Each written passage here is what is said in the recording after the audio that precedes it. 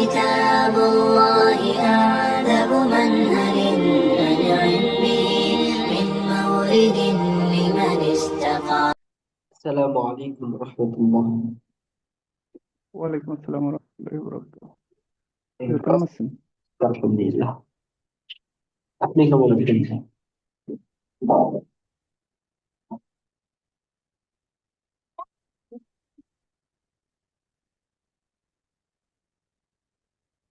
আমার কথা শোনা যাচ্ছে? জি জি, শোনা যাচ্ছে হুজুর। আচ্ছা,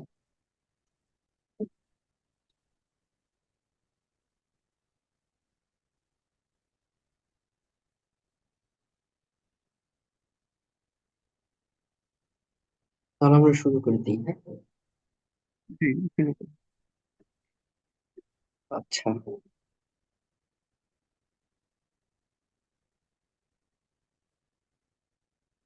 আমাদের কতটুকু ছিল জানি? শেষ করছিলাম। রংপুর বাড়ি, হ্যাঁ, বাড়ি। আচ্ছা,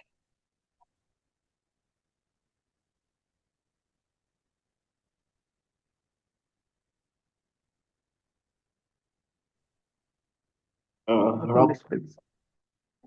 রংপুর হয়েছিল, কিন্তু বাড়ি বাকি আছে না? জি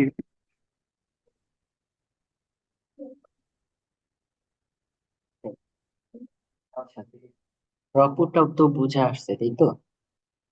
নাকি আবার বলবো? ইমরান ভাই তো কালকে ছিল না, একটু বলেন। আমিও এভাবে আজকে সময় পাই নাই।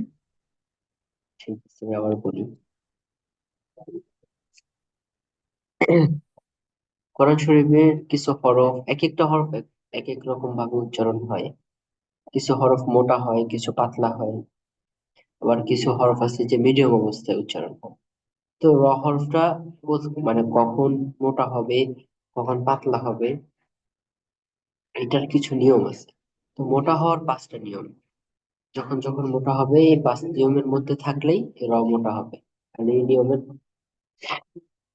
আর পাতলা হওয়ার 4টা নিয়ম আছে। এই নিয়মগুলো যদি থাকে তাহলে পাতলা হবে। যেমন মোটা হওয়ার 5 নম্বর নিয়ম আমরা শুরু করি। যেমন হরফে জবর কিংবা পেশ থাকিলে ওই মোটা করে নিতে হয়। যেমন রসুল, রসুল। আচ্ছা, 2, সাকিন অবস্থায় উহা ডানের হরফে জবর বা পেশ হইলে উহা পুর করিয়া নিতে হয়। যেমন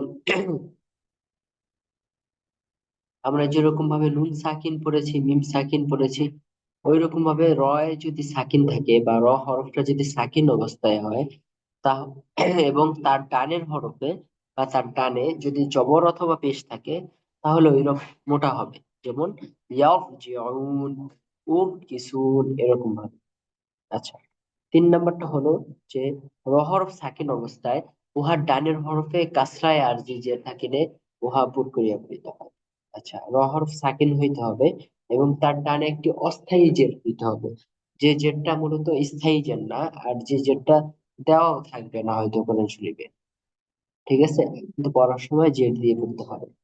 তো তখন মোটা হবে। যেমন মানির তাদা রব্বির জিউন ইনির তাবিতু। আচ্ছা, 4 নম্বরে সাকিনের ডানের হরফে জের হইলে এবং পরের হরফে মুস্তালিয়া হইতে কোন একটি হরফ আসলে ওই মোটা করিয়া বলিতে হয়। আচ্ছা, তো মুস্তালিয়ার কিছু হরফ আছে, সদ্দ, ত, জ, খ, গইন, খ। এগুলাকে বলা হয় মুস্তালিয়ার হরফ। মূলত এই হরফগুলো হচ্ছে মোটা হরফ। এই হরফগুলো যদি আসে সাকিন অবস্থায়, তার ডানের হরফে জের। সাকিন এবং তার ডানের হরফে জের। মূলত যদি সাকিন হয় এবং তার ডানে যদি জের হয়, তাহলে পাতলা হবে। কিন্তু বামে যদি মুস্তালিয়ার 7 হরফ থেকে কোন একটি হরফ আসে, তাহলে ওই মোটা হবে। যেমন কিরতাস, এখানে এই যে সাকিন, তার ডানে জের আসছে। এবং বামে যদি ত না আসে, যেহেতু ত মুস্তালিয়ার, ত না এসে যদি অন্য কোনো হরফ আসতো বা এই 7টা হরফ না এসে অন্য যে কোনো হরফ আসতো, তাহলে আমরা পাতলা করে পড়তাম বা বারিক করে পড়তাম। যেহেতু মুস্তালিয়ার হরফ আসছে, তাই মোটা হবে। যেমন কিরতাস, লাবিল মিরসাদ, লাবিল মির সদ। আচ্ছা, 5 নম্বর নিয়ম হলো যে র সাকিনের ডান দিকে ইয়া সাকিন ব্যতীত অন্য কোনো হরফ সাকিন আসে, র সাকিন থাকতে হবে তার ডানে, ইয়া সাকিন ছাড়া অন্য যে কোনো হরফ সাকিন হইতে হবে, এবং তার ডানে জবর অথবা পেশ থাকলে ওই রমটা হবে। মূলত এই রটা সাকিন হয় অক্ফের কারণে র সাকিন হয়। র সাকিন হইতে হবে অক্ফের কারণে র সাকিন, তার ডানে ইয়া সাকিন ছাড়া অন্য যে কোনো হরফ সাকিন। এখানে দেখেন উদাহরণের মধ্যে খেয়াল করেন, এখানে অক্ফের কারণে কিন্তু র সাকিন হয়েছে, খুস, এরা আসরের মধ্যে আছে, ওয়াল আসর ইন্নাল ইনসানা লাফি, হ্যাঁ, এই যে দেখেন শাহরুন, ফাজরুন, এখানে কিন্তু অক্ফের কারণে র সাকিন হয়েছে, যেমন ফাজির, এখানে তার আগের হরফেও কিন্তু সাকিন আছে কিন্তু ইয়া সাকিন নেই, অন্য অন্য হরফ, এখানে জিম সাকিন হয়েছে, তার ডানের হরফে কিন্তু জবর আসছে, এই জন্য রমটা হবে, যেমন ফাজির। আচ্ছা, বোঝা গেছে মোটামুটি ভাবে ভাই? জি হুজুর। আচ্ছা, প্রশ্ন করতে পারেন কোনো কিছু না বুঝলে। শেষের দুইটা নিয়ম একটু জটিল লাগে আর কি, মনে কি? রাখাটা কঠিন। বুঝিনি।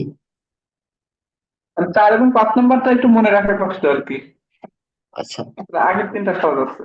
আচ্ছা, ঠিক আছে, দেখেন অসুবিধা নাই, রহর বাড়ি পড়লে তাইলে ওটা ইয়ে হয়ে যাবে। আপনি আগান। আচ্ছা, তারপর একবার বলে দিই, দেখেন রস হাকিনের ডাইনে জের হইলে, এবং পরের 4 নাম্বার যে নিয়মটা, রস হাকিনের ডাইনের হরফে যদি জের হয়, রস হাকিনের ডাইনের হরফে জের হইলে কিন্তু ওরা পাতলা হয় সাধারণ নিয়মে, কিন্তু তারপরের হরফে যদি এই যে সদ্দ ত জ খ গাইন কফ, এই 7টা হরফ থেকে যে কোনো হরফ আসে তাহলে ওইটা পাতলা, মোটা হবে, পাতলা হবে না। আচ্ছা, আমার নেটে মনে হয় একটু সমস্যা দিচ্ছে। এখন শোনা আছে, ক্লিয়ার আছে এখন।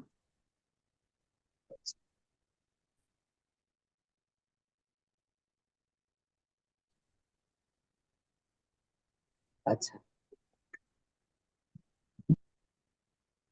এই যে যা বলতেছিলাম, র সাকিন, তা ডাইনের হরফে জের হইলে মূলত র বারিক হওয়ার কথা, পাতলা হওয়ার কথা, কিন্তু তার পরের হরফে এই যে মুস্তালিয়ার হরফ, 7টা হরফ, সদ্য তজ খ গইন কফ, এই 7টা থেকে যে কোনো যদি কোনো একটা হরফ চলে আসে তাহলে এরা পাতলা না হয়ে মোটা হবে, যেমন কিরতস, এটা হয়েছে।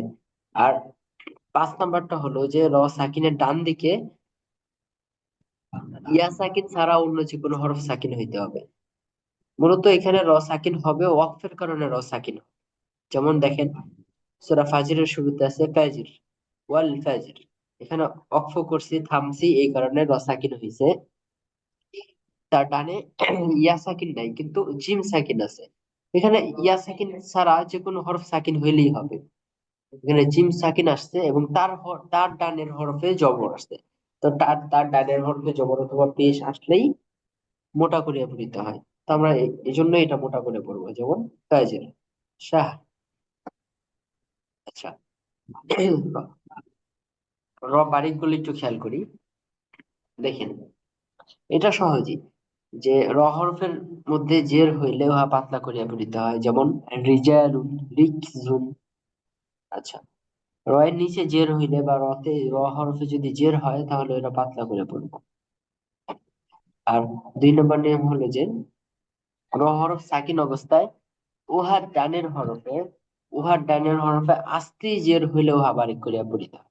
এখন আস্তে জের কি, এখানে আমরা পড়ছি যে, দেখেন রংপুরের 3 নামে পড়ছি যে কাসরায় আসছে যে, এটা হচ্ছে যে অস্থায়ী জের, এটা নকল জের, বা যে জেরটা প্রয়োজনে আনা হয়, ঠিক আছে, এটা মূলত জের না, যখন প্রয়োজন হয় তখন এটাকে নিয়ে এসে পর আমরা পড়ি। তা আস্তে জের যেটা হচ্ছে আসল জের, আসলেই যেটা জের, বা সাধারণ অবস্থায় যে জেরটা হয় সেটাই হলো আস্তে জের। তো র সাকিন তার ডানের হরফে জের হইলে ওইটা পাতলা করে পড়িতে হয়, যেমন মির ফাকা ফির আউন।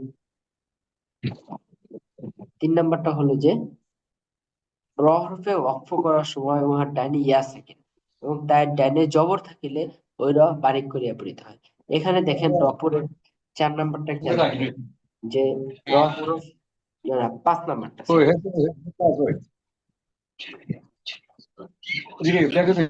আচ্ছা 5 নাম্বারটা খেয়াল করেন যে র সাকিনের ডান দিকে ইয়া সাকিন ব্যতীত যে কোনো হরফ সাকিন হয় না। এখানে বলছে যে রপুর হইতে গেলে ইয়া সাকিন ব্যতীত। তো র বারিকের 3 নাম্বারটায় দেখেন যে র হরফ অক্ফ করার সময় তার ডানে ইয়া সাকিন এবং তার ডানে যদি জবর থাকে তাহলে হইলো পাতলা করিয়া পড়িতে হয়, যেমন খাইর, সয়ির। খুবই সহজ। আচ্ছা আবার বলি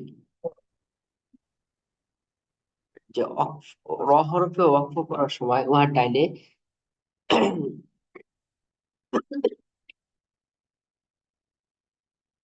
র হরফে ওয়াকফ করার সময় উহার ডাইনে ইয়া সাকিন এবং তার ডানে জবর থাকিলে ওই রব পাতলা করিয়া পড়িতে হয়, যেমন খয়ির, সয়ির। আর 4 নম্বরটা হলো যে র হরফে ওয়াকফ করার সময় উহার ডাইনে ইয়া হরফ ব্যতীত অন্য কোন হরফ সাকিন এবং সাকিন হরফের ডাইনে জের থাকিলে ওই রব বারিক করিয়া পড়িতে হয়। এই যে আমরা পড়লাম না 5 নাম্বারটা রপুরের, এটার মতোই সেম এইটাই। এটা যেহেতু র সাকিন অবস্থায় বা অক্ষরের কারণে র সাকিন, তার ডানে ইয়া সাকিন ছাড়া অন্য যে কোনো সাকিন হরফ হইতে হবে এবং তার ডানে জবর অথবা পেশ থাকতে হবে, থাকলে পূর্ণ হবে। আর যদি জের থাকে তাহলে পাতলা হবে।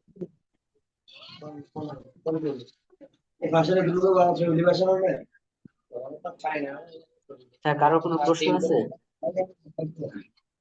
না, ঠিক আছে, বুঝতে পারছি।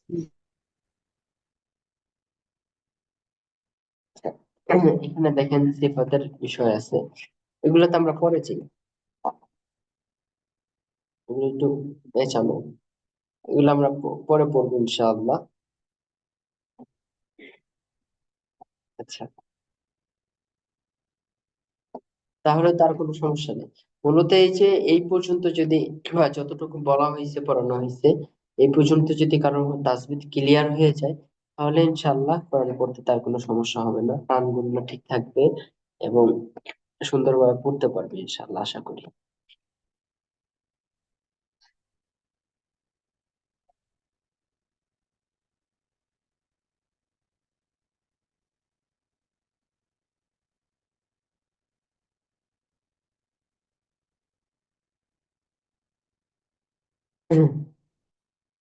আচ্ছা ভাইয়া, আচ্ছা আমরা এই যে এই দিক দিয়ে মাসালা কোন পর্যন্ত যেন করেছিলাম?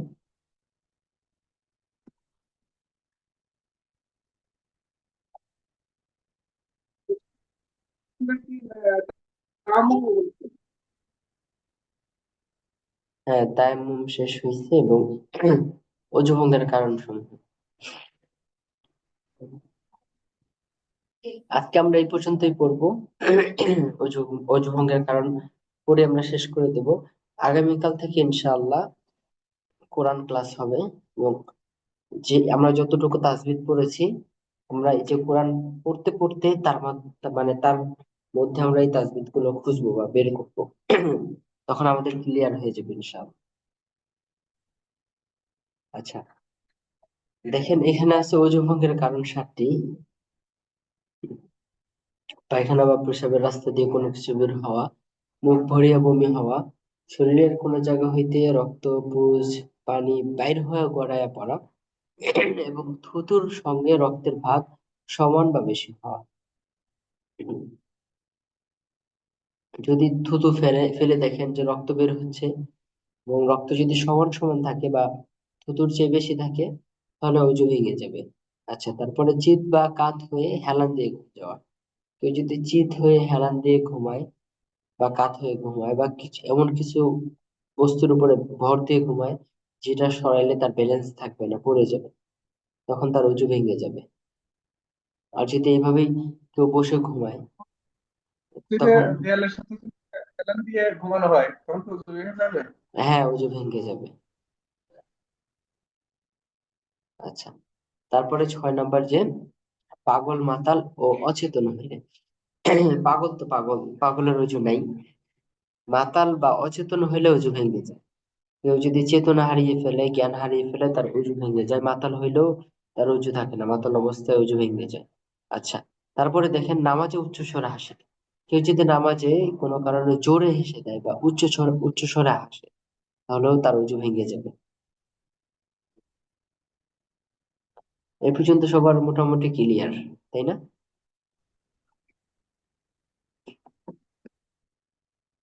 আচ্ছা, তাহলে আজকে এ পর্যন্তই থাক, ছোট ক্লাস হইলো আজকে। আগামীকাল ইনশাআল্লাহ আমরা কোরআন পড়বো, এবং কোরআনের ক্লাস শুরু হয়ে যাবে আগামীকাল থেকে ইনশাআল্লাহ। ভালো থাকবেন। আসসালামু আলাইকুম। ওয়ালাইকুম